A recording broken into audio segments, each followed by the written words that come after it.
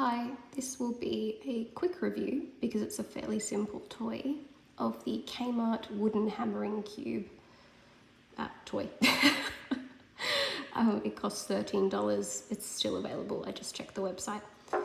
I think it's important on this channel for me to include toys at the budget end as well as the mid and maybe higher end because you shouldn't have to spend a fortune on toys. A lot of families are living paycheck to paycheck and it's such a tough trap to get sucked into, I think, sometimes, where you will pop things on a credit card or an Afterpay, and if you want to do things the Montessori way, you don't need to spend a lot of money, despite what the marketers might want you to believe. You can actually do things fairly cheaply and spend no money at all and use things from around the house. But if you do feel like having a little something, I think this is fantastic. The age range this particular toy is targeted at is about 1.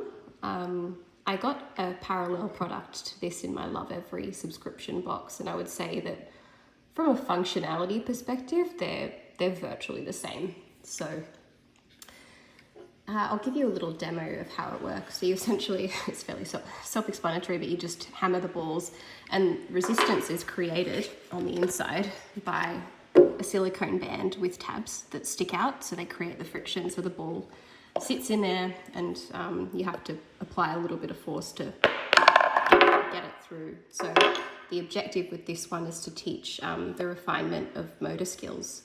So you learn the correct amount of force where you're not kind of absolutely smashing the ball through the base of the toy, but applying enough force to actually get it through. I suppose you could argue that there's the second functionality being the color match functionality, matching the colors up with the rings. But I mean, I feel as though there's a point where your toddler will just kind of know that, and it's, the functionality of that is gone at that point. I think the main thing is actually motor refinement.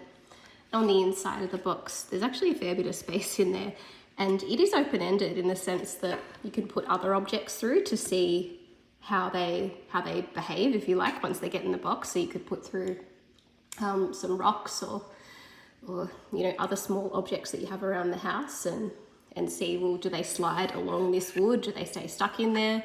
There are bumpers in the corner, so the idea is that hopefully whatever you do, or whatever you put through there rather, will actually slide out. As far as the design goes, it's pretty simple, but the comment I would make is that, like, for a $13 Kmart toy, it's not bad looking. And Montessori is all about, not all about, but a big part of it is not having toys that are, for lack of a better term, hideous or garish. You want things that look nice and fairly sort of minimalistic, and this certainly checks that box. I had it in my Montessori shelving unit for him for a window of time when we were working on the skill of hammering, and I thought it looked really cute sitting in there.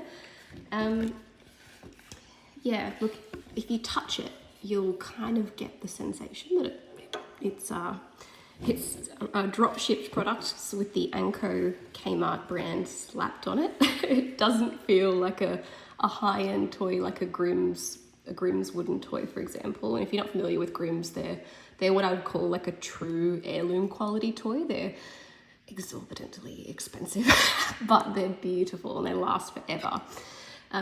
The only thing I would say really is, like, yes, it's functional and it's built of a standard that, like, it's fine, but I'm not going to say this will last you for generations upon generations, and particularly boisterous toddlers. I don't know if you can see, but my son has pelted these balls on our tile floor a number of times, and the paint is starting to reflect that. Not that the paint job was perfect to begin with, that's just the nature of buying things from Kmart.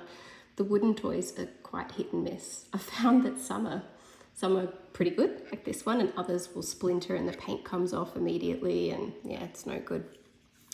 The only thing I would say is that you just need to monitor that they're not sticking parts of the toy in their mouth and chewing, because there was no guarantee made on the box that this was special kid-safe paint or non-toxic paint.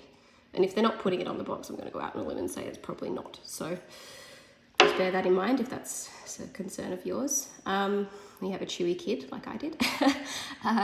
He still is chewy. I don't think there's much more to say about this one, really.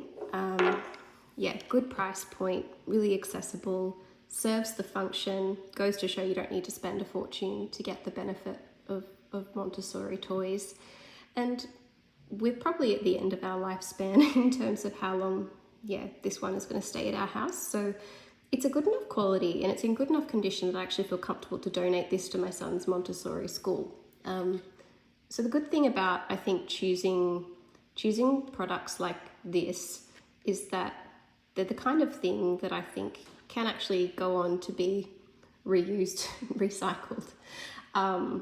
Whereas I think sometimes if you choose plastic items that can crack or that sort of thing, or fade or discolor a bit more easily, it's just, I think it's lovely to actually choose the wooden option where possible. Noting, of course, that like not all wooden toys are created equal, as I was saying before.